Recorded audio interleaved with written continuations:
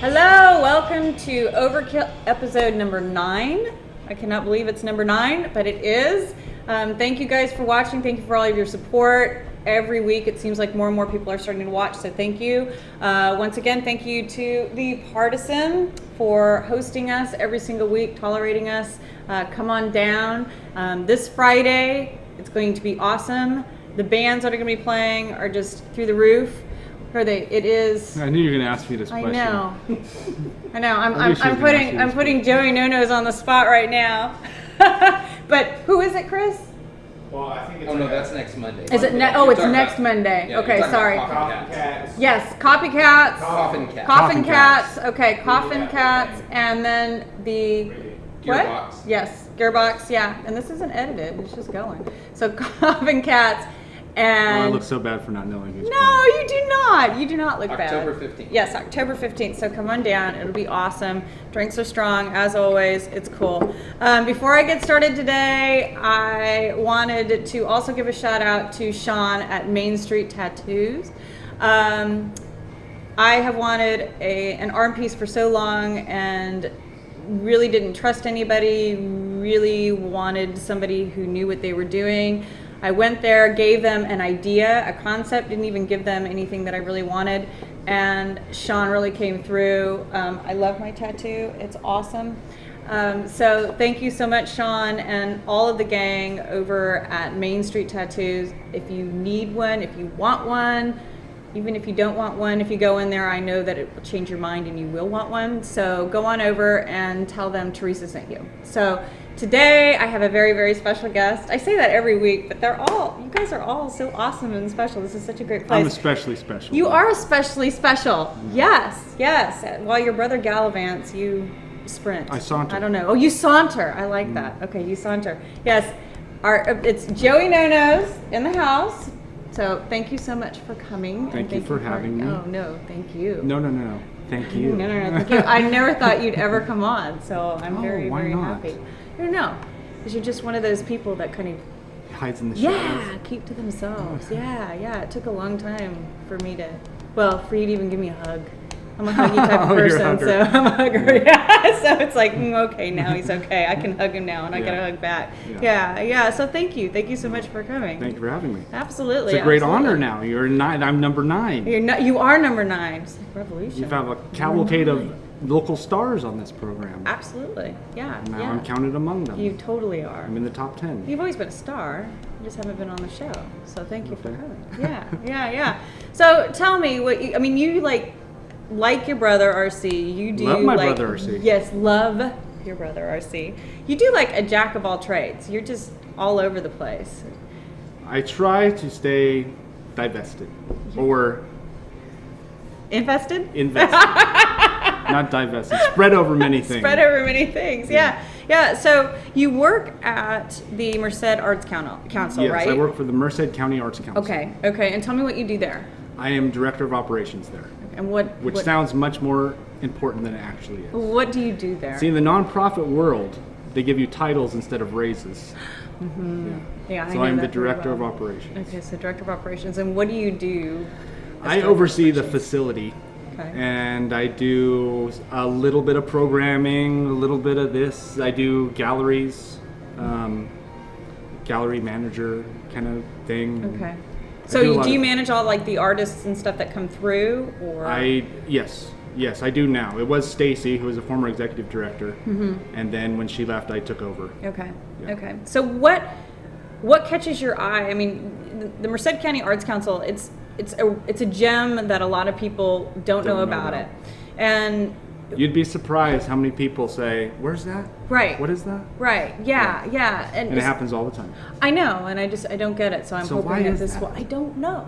Let's figure Everybody that out. always Let's says- spend this 45 minutes Please. just hammering that. I would love that, because everybody always says there's nothing to do here, and there are always really great installations at. Yes, we are free and open to the public Tuesday through Friday, 11 to 6, and Saturday, 10 to 2. Yeah, and it's great. And We're then air you conditioned, you guys are air conditioned. clean bathrooms. It's like so air conditioned. Sometimes you feel like you're in a morgue there. It's like, Oh, ooh, yeah, it's cold, yeah. but it's nice. It's nice.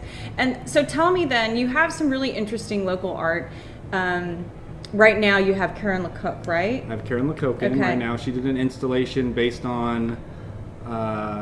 She recently bought property up in above Hornitas, and her husband Dave Medley put in a pond on the property, and she kind of took that idea and kind of worked with it. This idea of like putting in some sort of natural beauty, and a new place and all that sort of thing, and kind of did an installation about it, which is really impressive. It's beautiful. It's beautiful. And when he says installation, it's not just, a couple of pictures.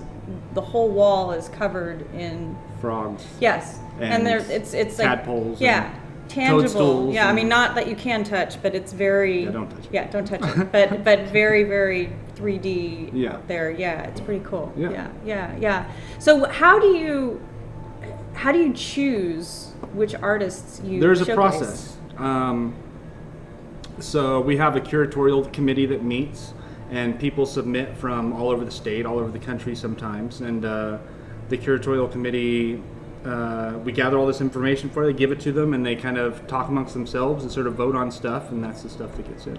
That's awesome. Yeah. That's cool. Wow. And so right now we're booked through like 2014 or something like that. Wow. Yeah. So who are some of the artists that are going to be coming through? There's a decent amount of local artists actually. Philo, Rafael Barajas is coming in. Oscar from J&R Tacos is coming in. Kim will be coming in That's from, great. I don't know Kim's last name, I don't know Kim's last name either, but I know who you're but she's an talking excellent about. artist, and I own one of her pieces. It hangs Kim in my Zamora. living Zamora. Zamora. Yeah. Yeah. So I want everybody to buy a Kim piece, which will raise the value of the piece I've bought. See, there's So I an can cash ulterior out. motive with everything, isn't there? Yeah. I've been wanting to, it's funny with Oscar from J&R Tacos. He's a tremendous artist, by the way. He had, during an art hop, he had an exhibit over at, what was it? Make It Happen. Yeah, it was Make It Happen. Producer I off know the camera. I producer love it. off camera. I know, and that's exactly what it is. He's my saving Just grace know when your it piece. comes You to gotta this. invest in Yeah, your yeah. piece. No. It's like whatever. Great. No, I even texted. Zamora. I texted Kazoo earlier and was like, "Hey, are we gonna get a kazoo bomb today?" So no, it's all just from the hip. But when we went there were two pieces that I absolutely loved that he did. I mean, I love all of his work, but two pieces. And I went up to him and I asked him about it, and he just looked at me and he said, "Yeah, those two aren't for sale. Yeah. All the rest are. All the but best those ones two usually aren't." aren't. I know, and it's like, oh no. But yeah, so that's great. I'm Yeah, glad. I actually collect. Collect, kind of a snooty way of saying it, but I try to buy a lot of local artists that I like. So I bought Kim. I haven't bought any Oscar yet. I bought a lot of Eddie Garcia. I have a lot of Eddie Garcia. That's great. Yeah. Wow. So how did you get the job? I was. I actually started there in October of 1999. Are you kidding? No, I walked in there, and James Dean's Destructive Bunny told me, "Hey man, they want a custodian. I don't want to do it. You go see if you want it." So I went in there and I got hired as a custodian, and I worked there as a custodian for like 5 years, and then I left and I finished up college and I did the Meinzer for a little while, and then I saw that they were hiring operations guy, so I went back and got hired. I've been working there since August of 2006 now. Wow, that's awesome. Yeah. Man. Now, do you see yourself staying there? I like the work. I like nonprofit work. I like being able to. I like working with artists. I like working in a really creative environment that really values like outside of the box thinking. I like all that. I really enjoy it there. So I hope to stay there for a while. I think that I could probably make more money somewhere else, but I've kind of made a decision, that what I'm doing is more important to me than, I'm ghetto rich.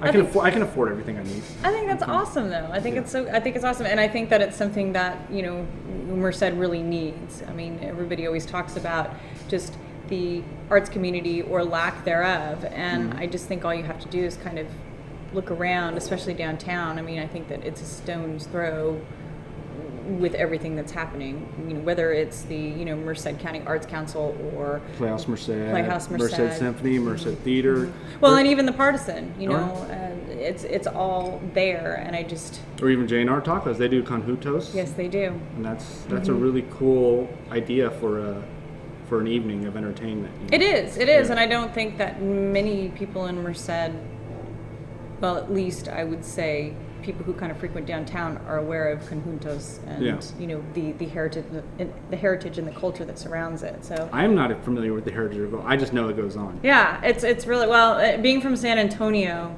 that was always a very, very big thing with the conjuntos and just all of those just the different arts and the culture and songs and food and so I was really kind of excited when Oscar and San Jana Antonio. decided, San Antonio. See, I'm a long way from home. I've been to San Antonio. Have once. you? Yeah.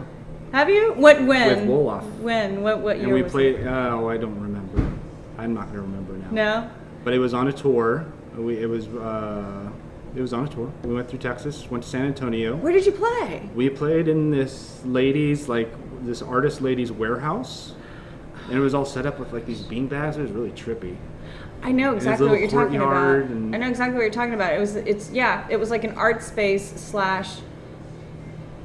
rehearsal studio that she would make into like a venue. Yeah. I know exactly who you're talking about. Yep. Mm-hmm. Yeah. I can't remember. I can't when remember was much. this? Was this like 1999, 2000? No. This was 2003, 5, something Around like the that. same time, though. Yeah. Okay. Yeah. And we slept there. I think we slept there.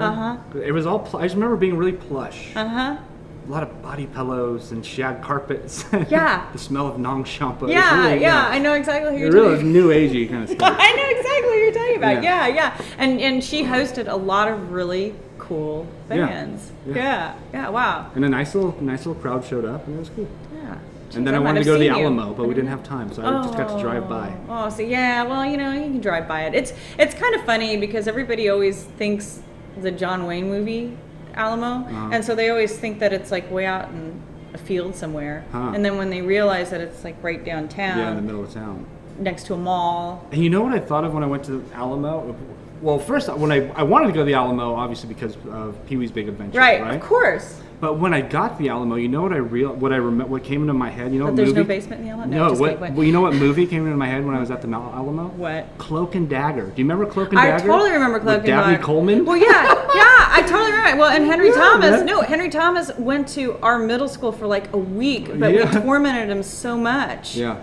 Not me, but apparently there were other people that tormented him so much that he just like got traumatized. I remember driving by and like looking down, and there's like the little canals or whatever, and I was like, Cloak and Dagger. Exactly. And there's very few people watching this who are going to get that reference. I know, and it's so sad, but yeah, it's totally true. And we were just so excited, as San Antonians that we were filming Cloak and Dagger, and I'm thinking, oh, it's such a shitty movie. I know, to it was reference so to. crappy, and it's just like, oh man, and that is like the legacy. So every time somebody says, oh, you're from San Antonio, they either think of Pee-wee's Big Adventure, and I'm always like, dude, there's no Inez and Pedro making tortillas in the freaking Alamo. It's not like that. There's no basement. And they think of Cloak and Dagger. And I'm always like, no, it's not that. It's just... It was beautiful over there. Yeah. It was really majestic really and beautiful. It's cool. It's an old city, and people don't realize how old it is, but it was like established in the 1600s. Oh, so it's a really, really cool city. But, and,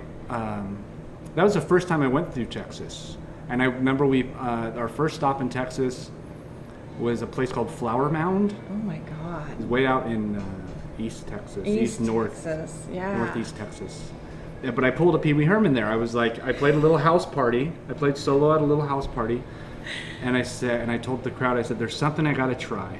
And so I went, the stars at night are big and bright. And everybody in that room went, deep in the heart. We all know. And I was like, oh, I'm so glad you guys are on with me. It's all ingrained. Yeah. That's us. Yeah, that's cool. Yeah. That's really cool. Wow. So you went through San Antonio, East Texas. Did you go to any Houston, Dallas? We played Houston. Okay. I think RC told that story about Super Happy Fun Super Land. Happy Fun Land, which was like the best story ever. Yeah. So we went to Houston, and then I can't remember San Antonio was before or after, and then Austin.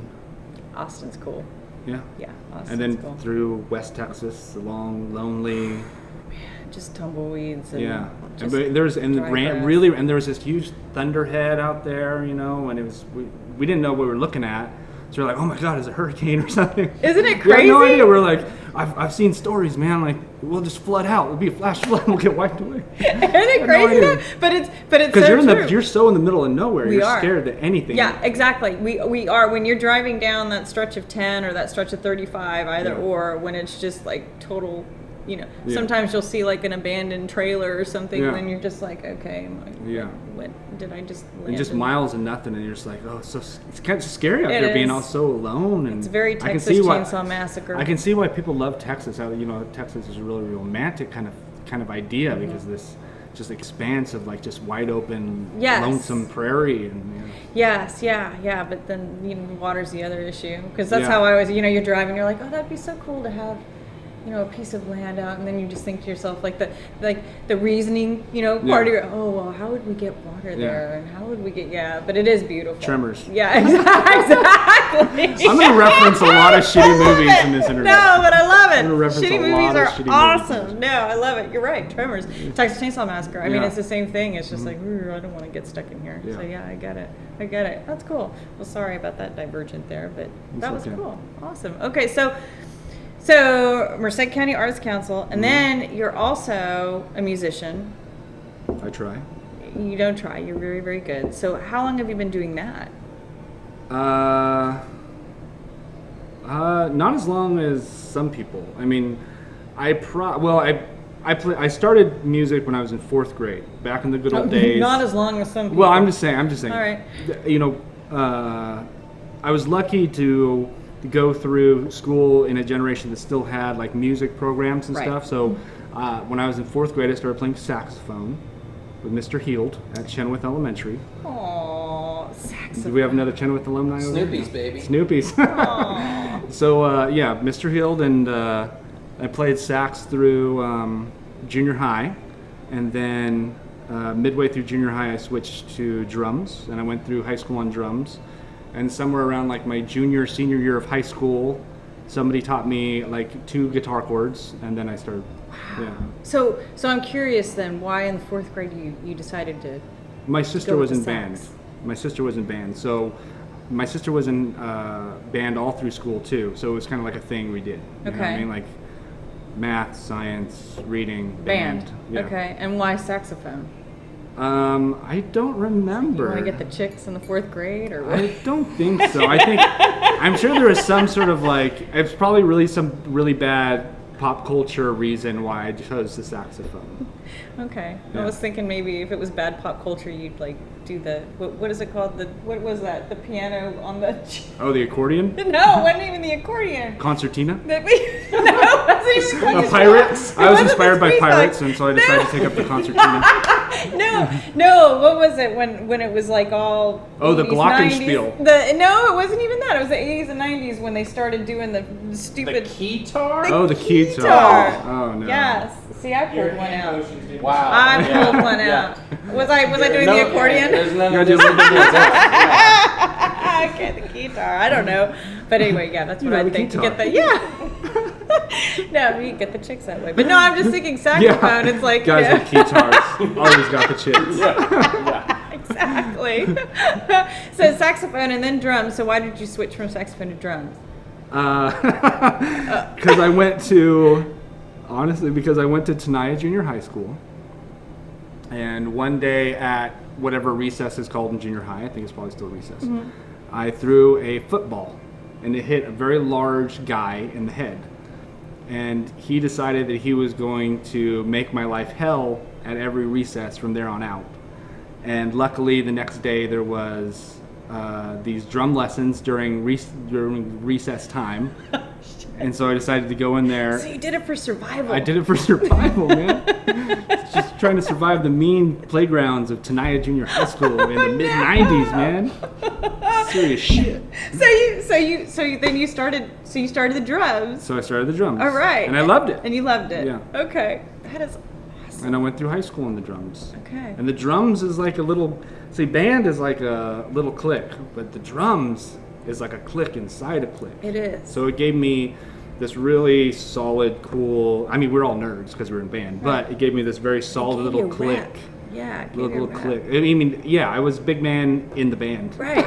It's true. Yeah. It's true. But I kind of think that about the saxophone too. That's why I'm like, how did you pick up the saxophone? Maybe, No. Maybe after high school, like when you get into jazz and stuff. Okay. But in high school, no. No. So it was all about the drums. Yeah. Now, was it like drums? Like, did you have like a kit, or was it like one of the big drums? And you well, like, it started band concert major? band. Okay. Started concert band in junior high school. So you sit back there and you do a lot of up notes. Right.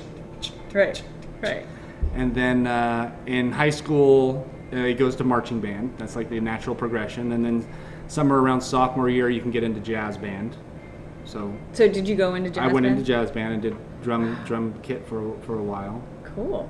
All right. And then you picked up the guitar after high school. I picked up the guitar right at the end of high school. Okay. Yeah, so I learned a couple of chords at the end of high school. And so what made you do that? I think because after high school, because I was a drummer, and so after high school I didn't actually own any drums. So after high school, I'd gone through however many years that is, fourth grade to senior year, with music constantly. And so after high school, I just kept hearing music, kept needing to play music, but I didn't have drums, and I lived in an apartment, so Yeah, not really. Right. So the guitar was there, and I just started writing songs. And it was acoustic? Yeah. Okay. It's always been acoustic. I've never been an electrical guy. All right. I wish I mean, even in Jablonski's, I play the electric like an acoustic. So. Okay.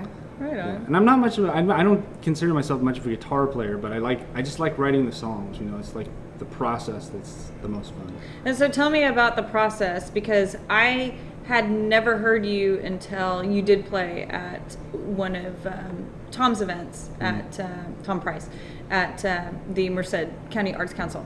And it was the lyrics that blew me away, like completely blew me away. It was just, I am a choir person. I was a choir geek. And so with me, a lot of it is, I love the instrumental, kind of just aspects, obviously, of music and putting it all together. But for me, it's lyrics that really kind of put me into another place and just kind of, I don't know, make my brain go, oh my gosh, I can see that picture. And that's what your songs do. So how do you, what is your process when you say that you like the process? I'm curious. I think that the process, and I think it's like really any art or like creative endeavor you have, is like you have, I think, and I don't know, artists are always searching for like whatever their voice is, and as soon as they get it, something changes and it's not their voice anymore, and they got to go searching again. But I think that really great art is just very honest, so attempting to be very honest and not cliche or trying to copy a style or something like that, just trying to come up with something that's your very own and be really upfront with what you're trying to do and put yourself out there, I think is what I enjoy about the process. You know what I mean? Because I think art actually happens. I don't think art is, I don't think that art is like the song or the painting or the dance. I think that art is actually the interaction with the song or the painting or the dance or whatever the medium is. You know what I mean? I think that's where art actually happens. So, and for the artist, obviously, it happens during the creation. That's where the art happens. But for the audience, the art actually happens in its interaction with the piece. Right. You know what I mean? Right. And did you anticipate so much audience reaction like with that? I mean, did you anticipate, just people kind of identifying with what you're writing? Because no. Yeah, because that's just something. I mean, it's funny. You're able to put out there very personal, and it's very obvious, very personal experiences, but that a lot of people can relate to.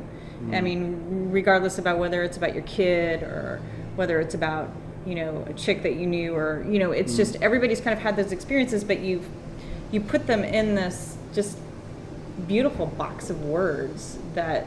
That's all just getting lucky. A lot of it. It really is. I mean, it really is. It's really. I mean, I've got a lot of shitty songs.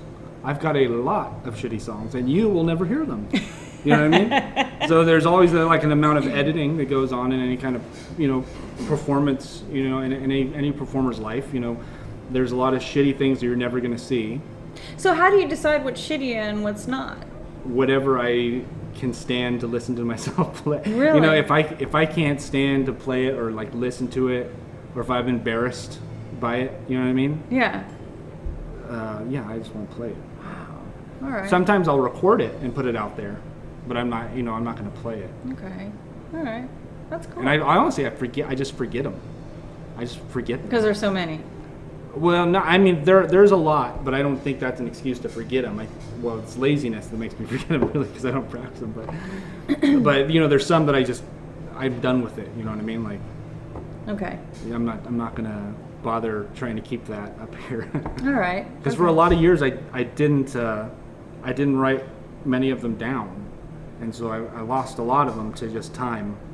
You know, where I can still remember just a little fragment of the melody, or maybe I think it went this chord to this chord, or. So do you have that attitude to where they just weren't important enough to remember, or sometimes No, I do you really go, wish. oh damn, like I you really kick wish. yourself? I really Okay. wish I had some of them. A lot of them is fine, you know, but I really wish I had some of them. That's interesting. That's Yeah. a really interesting perspective. So, note to young artists out there: write or record your stuff as you're doing it, because you're going to want it later. That's cool. Yeah. That's cool. Yeah, and I'm sure that progression, kind of looking back and going, okay, where was I Right. in 2004 compared to 2012? Or, Right. Yeah. Yeah, that's always interesting. But I mean, technology kind of caught up too. You know, Mm-hmm. I mean, because you know, I kept some in a notebook or random pieces of paper, you know, whatever was laying around, and then at some point, I bought a little one of those little digital recorders, like back in like the early 2000s or whatever. You're just talking into cloak and dagger. Yeah, cloak and dagger. Yeah. And so I recorded into that for a while, and then obviously like iPhones and laptops came along. So. Right. That's pretty cool. That's a really cool description of the whole process.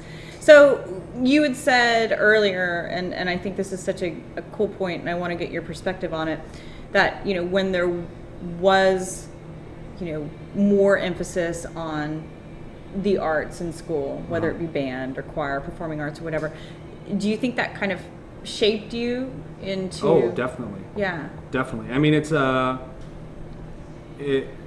it really has to do with learning who I am. Kids being able to learn who they are, to be able to express themselves in a way that helps them figure out who they are. I mean, it's a generational thing, and I think that even now we can see the difference in the generations. And tell me why, because I think that's really interesting. Why what? Why there's this, what you say, you can tell the difference now, that you had this kind of foundation, this kind of fundamental education that's being cut every day by public education. Tell me how you can see the difference, or why you can see the difference. I think that now, I don't want to shit on it for generation. No, and you're not. And, yeah, and, I don't want to come off like that. I mean, like, it's I mean, all these generations are valid, and generations before me had a lot more access to that sort of stuff than I did, and so I'm sure they can see it too. I think the way you can kind of see it is in a sort of importance placed on kind of unvaluable aspects of life. You know what I mean? Like taking a test and passing it.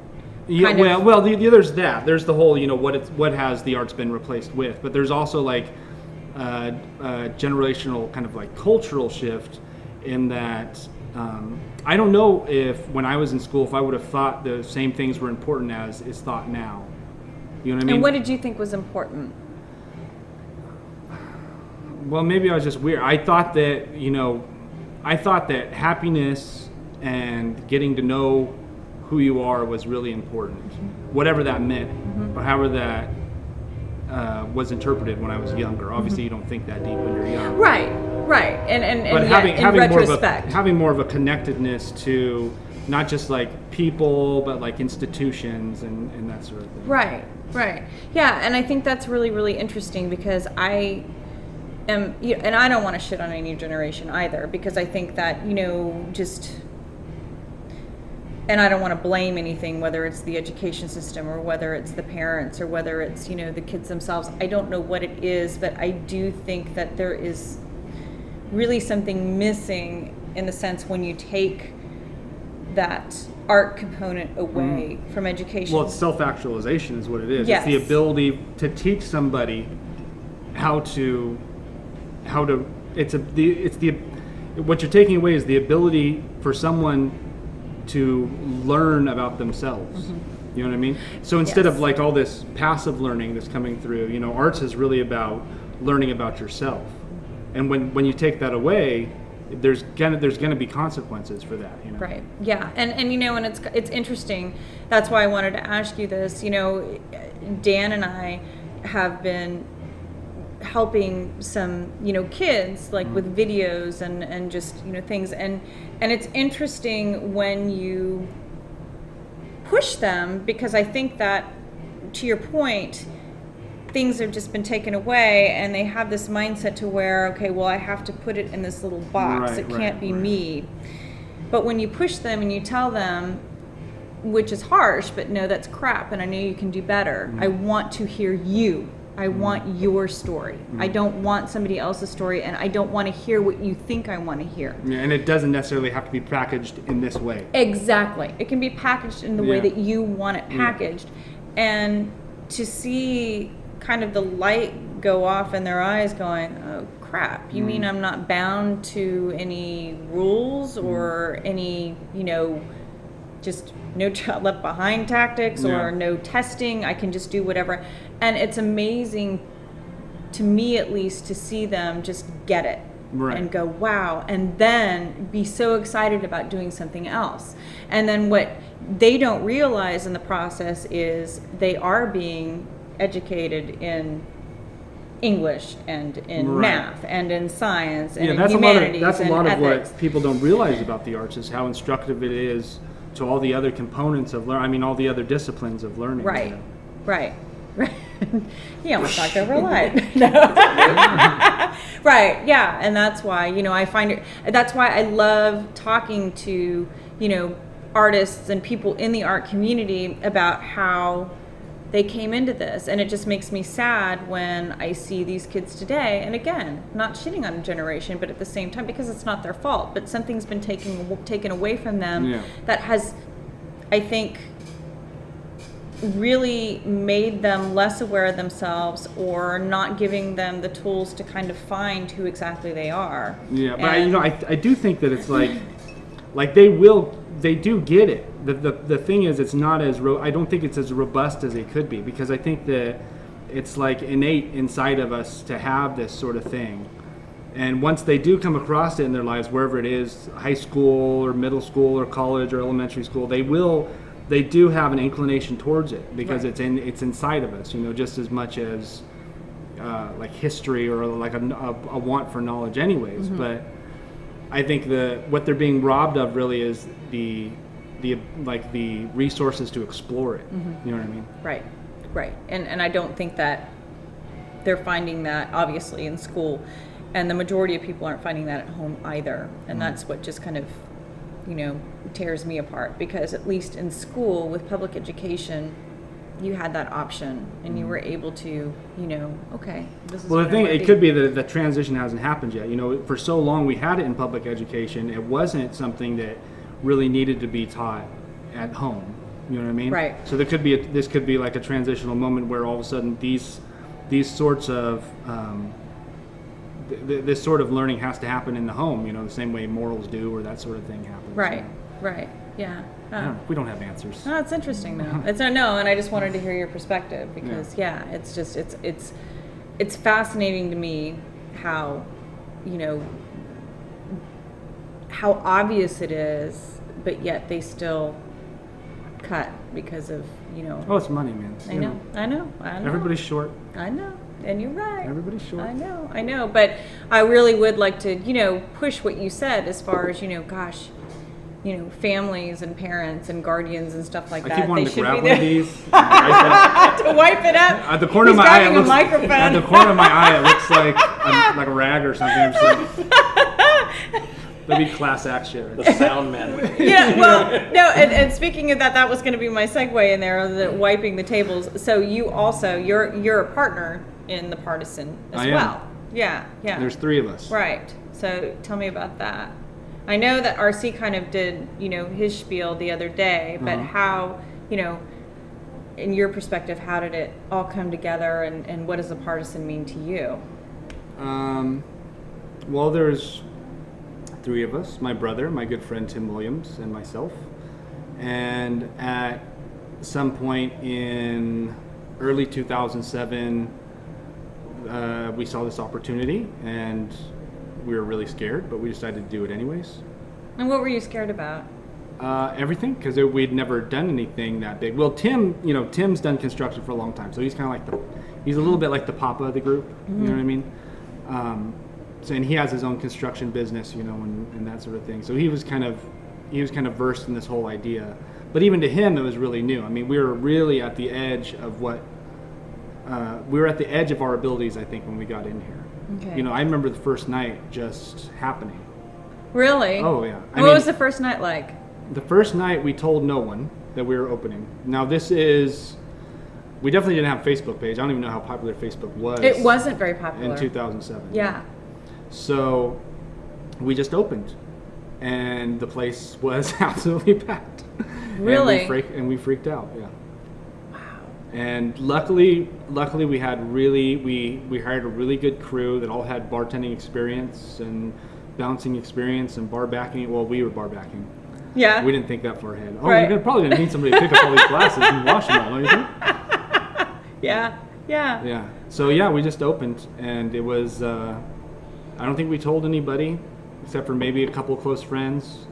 And by like 11 o'clock, midnight, it was just packed. Wow. And how long had There it was been nothing closed? going on. Nothing going on. There was no DJ. It was just a nothing bar. It was just a bar. I think we had some music playing. That was it. Okay.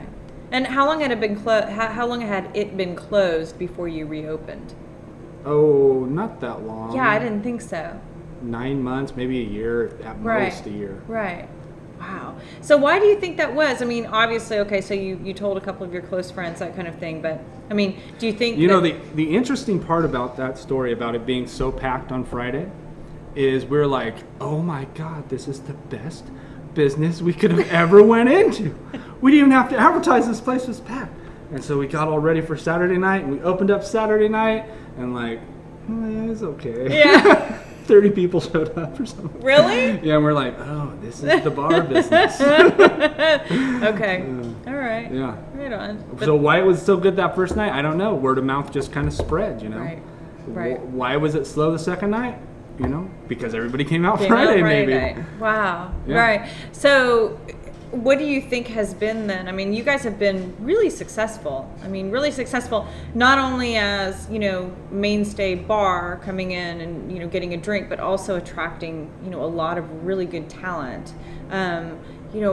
Again, kind of like how you do with Riverside County Arts Council. I mean, how do you decipher like what bands are going to come in? And That's all RC. Now, RC's the genius when it comes to that. Yeah? He has like a natural feel for that. Okay. He really does. And he's been doing it for a very long time. And in my opinion, this town might, I think they owe RC quite a bit. I do too. Then I think he gets recognized for. Because he's been doing this for a long time. Yeah, I do too. But I think that you do too. I mean, I think that you're definitely. Well, as far as like an aesthetic, all 3 of us sort of set a certain aesthetic for the place. When we started, we were like, all right, man, we're going to be the bar that has no gimmicks. You're just going to be able to come in here, listen to good music, and drink. And then we're like, it took us about 2 weeks, and we're like, we need an open mic. We need a karaoke night. We need some DJs in here. Braingasm. Yeah. So how did that evolve? I mean, really, was that really kind of a tactic to get people in, just because you realized that it was harder to get? The thing is, you match your tactics with what you're interested in, obviously. So obviously, open mics is a perfect fit for us. Right. We're musicians, we're artists, so we can appreciate that. We've all been to open mics, so open mics are natural, right? Karaoke. Okay, that's fun. Everybody does karaoke. That's a gimme. Right. DJs were a little harder at, because I don't think any of us were ever the DJ crowd. Right. And were you surprised at how many like people just pack in with that, or did you guys already know that this was kind of a community to where? No, we learned all this. That's what I'm saying. We're at the edge of our abilities when we opened this place. Yeah. We didn't know any of that stuff. We had no idea. We didn't even know how to tip out our bartenders the first night. Really? Oh yeah, we had no idea how to tip them out. We were like, wait, you want to take money out of the register and you're going to put it in? Let's just wait till tomorrow. I mean, we were at the edge of our abilities when we did this thing. I don't got to put on airs now. Now we're 5 years in. I'm going to put on any airs. So it was really, really like it was like trial, like trial baptism by trial. fire. Yeah. Okay. Completely. All right. And Wow. really what we did is we just put in the time. We worked with people who understood what it was and people who we trusted. We really like that. We've always tried to hire a staff that's really kind of family, you know what I mean, that we can trust and who care about this place. And it's obvious. I mean, it's very, very obvious with everybody that you've hired that they care about the place and they care about you guys. Yeah. And we care about them, and that's the whole point. You know well, what I you mean? can tell because they've stayed. Yeah. You know, I mean, they've been here forever. Yeah. And you're having your birthday celebration on Saturday. Yes, we are. 5 years. 5 years. Congratulations. Thank you. That is awesome. And what do you have planned for Saturday? Well, let's see. I think we're going to show the Jon Stewart Bill O'Reilly debate. Right on. I think the Giants NLDS Game 1 is on at some point, Yeah. so that will be there. I think that we'll have pizza or some food item, some Okay. food stuff Cool. in the daytime at some point. And in the evening, we have some bands coming out, and I don't know which bands. That's okay. I'm not Sorry. gonna ask you. I can't remember which bands. Will we get to see the Bat Slayer at all? No. Oh, stop! I was gonna ask him that. I wasn't. I was holding for that. You're holding for the Bat I was Slayer. holding Gave it for the all Bat away. Slayer. And I think we're going to have some door prizes. Some. Door prizes. I think it's going to be a little surprise. I don't want to give it away. All right. Some door prizes. Also on Friday we're going to have a pint night. I don't know when this will air, but this Friday we're going to have a pint night, Okay. which cool. we're trying to do more of. Right on. And yeah, it'll just be fun. That's awesome. That's great. Well, congratulations. I mean, I just think that's, I'm always so happy when I hear about, businesses downtown especially doing so well. And I just think that, and I said to RC the same thing when I talked to him, but this place just really has a lot of meaning and history to me because, I mean, this was one of the first places Dan took me when he took me back to Merced, and it was awesome. And it was when Rudy owned it. Right. And then I used to hang out here when Rudy owned it too. yeah, and I loved it. I hung out here when Rick owned it. Rick Freitas owned it. See, you're way back. You're way back. I'm all the way Merced. Yeah, you are. Yeah, you are. You're born and raised. I'm like fourth generation. Yeah, which is just awesome. And I just, and I just love this place. I mean, I love the way it looks. I love the way it smells. It's just full of history. And so I just think it's just great that you're kind of carrying on the tradition, but, putting your own spin on it. And Yeah. I just think that's awesome. Yeah. Yeah, we try to make it like a little clubhouse. Yeah. It is. It is a clubhouse, but it's still inviting enough for people who may not be in the club to come in. Well, that's the and, point. It's the clubhouse for everybody who doesn't have a club. It's awesome. Yeah. It really is. Well, no, because you have you have all of the people that but it's just, like I said, it's just really, it's so inviting that you're always getting people in where, it's like, hey, what is this place? And I think that's really cool. Yeah. It's a mainstay. Totally mainstay. Yeah. I'll take it. I know, it's true. Yeah. So yeah, as Dan the producer was saying, yeah, the Joey and the Bat Slayer, yeah, which was awesome. Yeah, your That was RC who produced that. your calling should have been silent movies. Yeah. That's your genre, Joey. Not It's my cool. So who won? Bat Slayer. Who- Well, the Bat won, the Bat- obviously. I'm sitting here talking. I look like an asshole online somewhere. So the Bat won. No, Yeah. no, I just didn't know because it just boom, it ended it. Well, and I was like, dang. I got a call from RC that said, it was right after I got off work, and he said, there's a bat in the bar. You need to go down there and get it out. I'm doing something. Tim can't do it. Can you go down there and do it? And I'm manning up. I'm like, yeah, I'm going to go take care of this bat. No big deal. I'm going to smack it with a broom or something like that, or just like tell it to get out or whatever. I'm just going to deal with this shit. But then I get down here, and I see the bat, and millions of years of evolution tell me that this bat is the most disgusting thing in the world. I mean, it's just the most disgusting thing I've ever seen. And it could turn into a vampire too, And damn I it. just, everything about it was spooky and creepy and gross and gave me the heebie-jeebies. And so, but I did my ownerly duty and I got a broom and chased it from one end to the other, to the back, to the front. And there's actually, and this is what I love about this bar, is there was actually patrons in here. There's three of them who were just sitting at the bar, and one of them came in the middle, and I said, I have to warn you that there's a bat in here. And I offered to buy her drink if she would take care of the bat. She didn't want to do that. I wish I would have been in there. I would have taken care of the damn bat. So, yeah, so there's patrons hanging out, and I'm back here like, I just look like a complete asshole. You did not. And then and when I'm back here, I can hear everybody at the front just laughing their asses off while watching me. You did, but And you I'm know like- the funny thing is that you didn't look like an ass. My thing was I was waiting for like the train tracks with the damsel in distress like tied up. It's like yeah, Simon Von Sinister. that's exactly what I was waiting for. So where did the bat go? If the bat won, Well, he flew right out the front door. so he just tormented you for Yeah, he 5 took- minutes yeah, he and was like, "Fuck Gave me, you, I'm bored." Gave me a shitty. It was more than 5 minutes. Gave me a really shitty like 15 minutes, where I had to question my manhood over and over again, and then he just flew the hell out the door. See you, Peace. bro. Yeah, peace, bro. Cool hanging out. I'll be back later. Yeah. Okay, so with that, we're gonna go into a song. We'll get your manhood back because you know. Because that's I don't think I have what any you of do those really well. No, so we will. We're gonna do. He has agreed to play. How many? One or two. One or two songs. So yes, so you can just stand right where you're at, grab your guitar. Okay, sing. we'll be right back with a song. Be right back with the song. All right.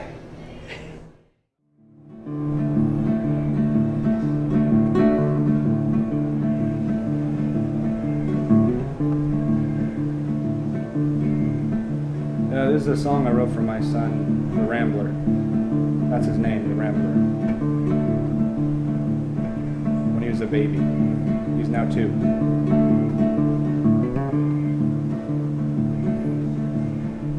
I drop you in the creek, I leave you at the zoo, but you'd probably eat the lion up and they would probably sue. So I'm gonna take you where I can keep my eyes on you. I'm taking you into my arms.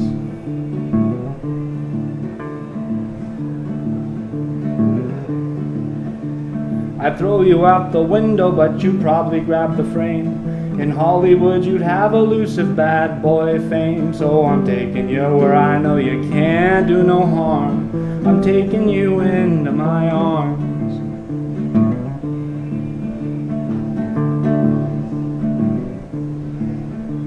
I drive you to the country to a small dirt farm, but you terrorize the countryside and do the dirt harm. So I'm gonna take you where you belong.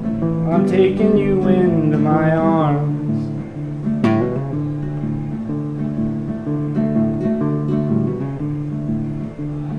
Oh, they all said, Joey, it'll be love at first sight.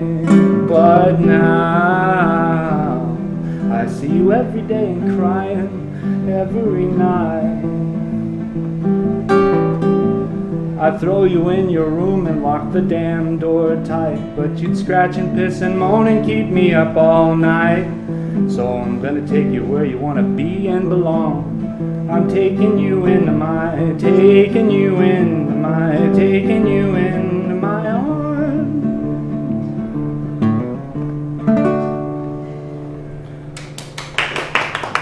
He did that for me. Yeah. Thank you. That song. Ladies love that song. That song Makes me seem so always sweet. makes me cry. Despite the lyrics, it makes me seem so sweet. No, it's awesome. It's awesome because I have a son just like that. Only parents get that song. Don't talk about me, I'm a good one. Yeah, he's a good one. Another one? Sure. Have you got one? Please. Yeah, let me see if I can pull this one off. It's been a little while.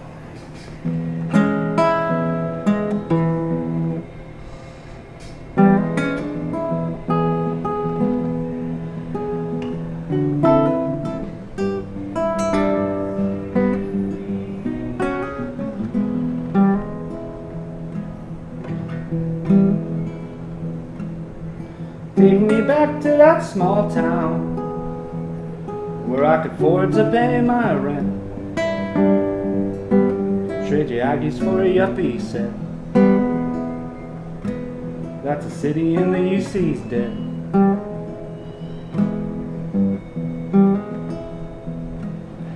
Welcome to school, it'll bring new jobs, all part-time by law. That's a city in the UC's claw.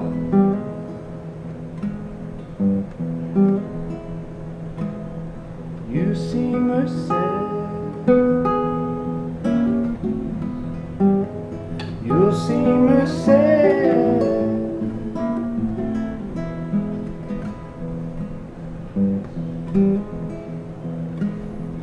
Time was the earth, was all we had. Trade the ground for a pound of cash. That's a city in the UC's grass. There ain't no coming back.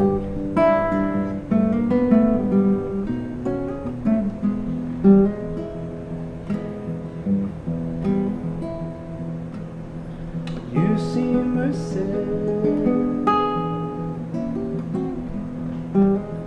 UC Merced.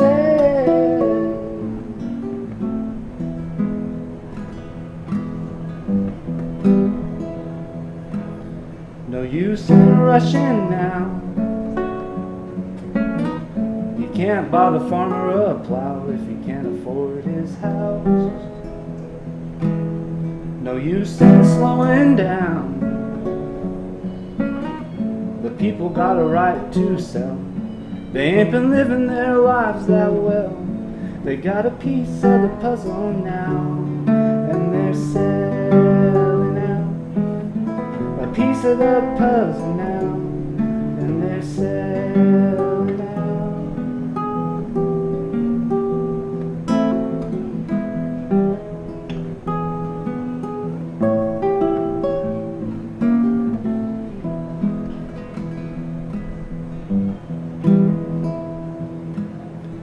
UC Merced,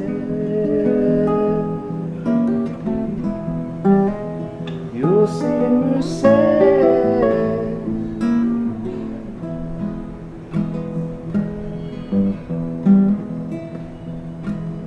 There's money in the ground down there. Gotta get my hands on it.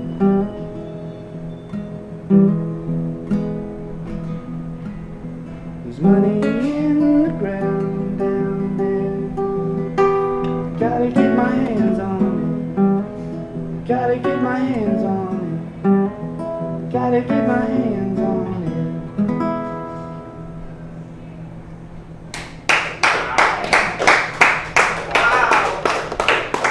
Okay, so I'm just gonna sit right here, like go right above you. So you're gonna have to come back because there's still so many things that we didn't. So many talk about. topics. I There's know. the Middle Well, East. You said There's yes. the Middle East. I know. How are we going to There's- solve this China problem? There's the Green debate green that jobs. happened last night. There's green There's jobs. all that stuff that happened. I know. All that good stuff. We can solve all these. We can. We can. I think together we can. We tried today. We got about halfway there to solving all the problems. Thank you so much for being on. Thank you. Are awesome. Oh, I touched your greasy tattoo. Sorry. It's A&D. You're used to it. It's diaper weight. It's lube. I'm used to it. Antibacterial and Yeah. that, so you're safe. Thank you so much for joining us. Thank you so much. Thank Joey, you for having joining me. us, and he will be back. Thanks. Thank All you. right. Cheers.